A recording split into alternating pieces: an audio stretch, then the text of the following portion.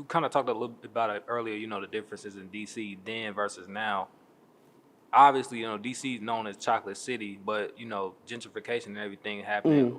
What's your take on like how gentrification is Well, I happening? believe I always try to find the bright light in a situation. And, of course, I came up under the tutelage of Marion Barry. So, we going to be Chocolate City forever, even if we factually are not Chocolate City anymore. I think we might be at what, 47, 48% now, but this is still our city.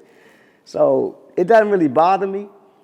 Of course, there's situations, the don't mute DC situation. They come up there, hey, we got to be right on it. We got to check it and let them know we still here. You know what I mean? So we don't, we don't play that. And I just don't really, I don't get upset about it. I look at it, hey, look, let's see what we can benefit from these changes they're making. You know what I mean? So, of course, I have discussions. People get angry, people in their feelings about stuff.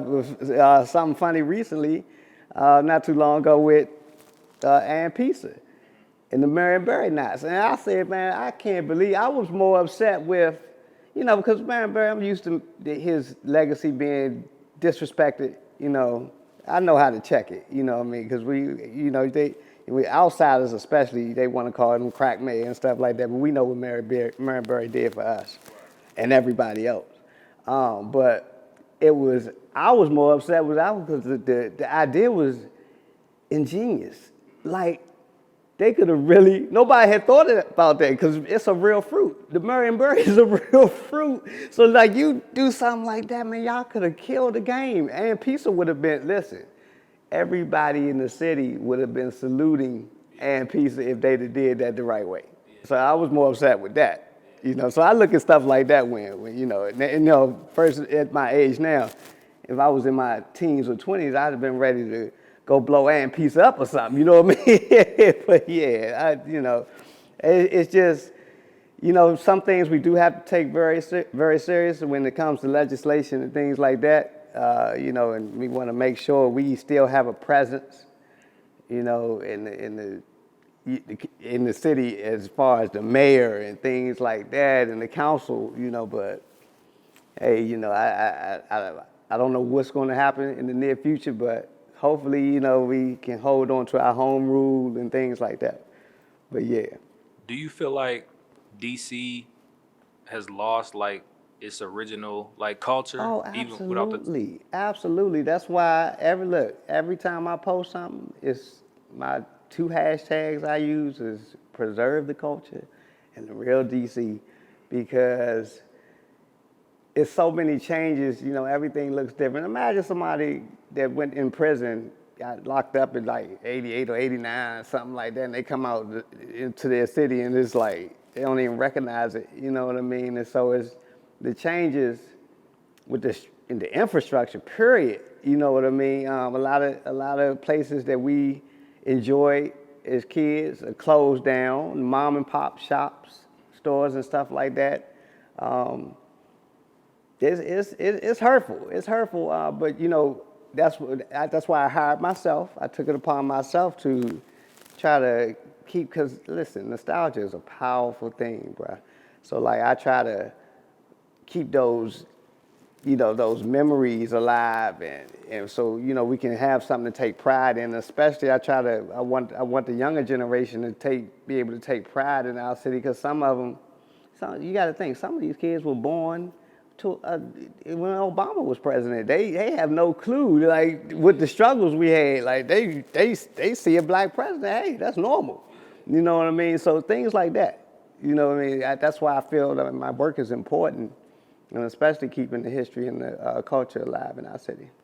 Are there, with all like the changes in like construction and different populations and races and everything being here, are there still like any like neighborhoods or like spots in DC that remind you of the old DC Oh growing yeah. up? Oh, you can.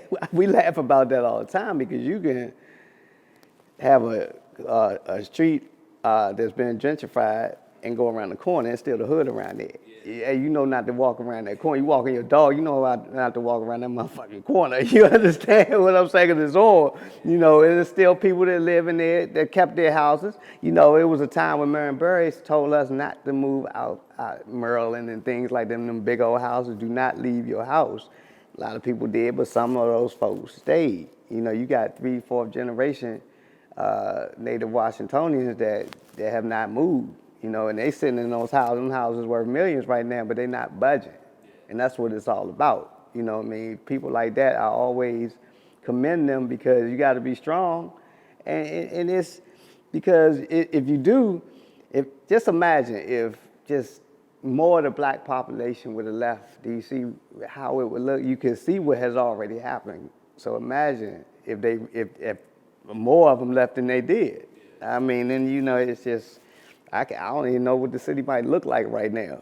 You know what I mean? So, yeah. What's something from the old DC that you wish was still here today? See my hoodie? The black hole.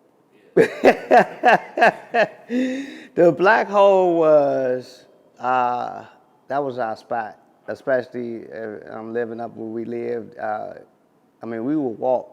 And I was the type that I wasn't waiting on my homies. I was addicted. I think it's pretty much the only addiction I've had in my life. I'm not I don't have an addictive personality, but I was addicted to the black hole. I had to be there. I just had to be inside of those walls.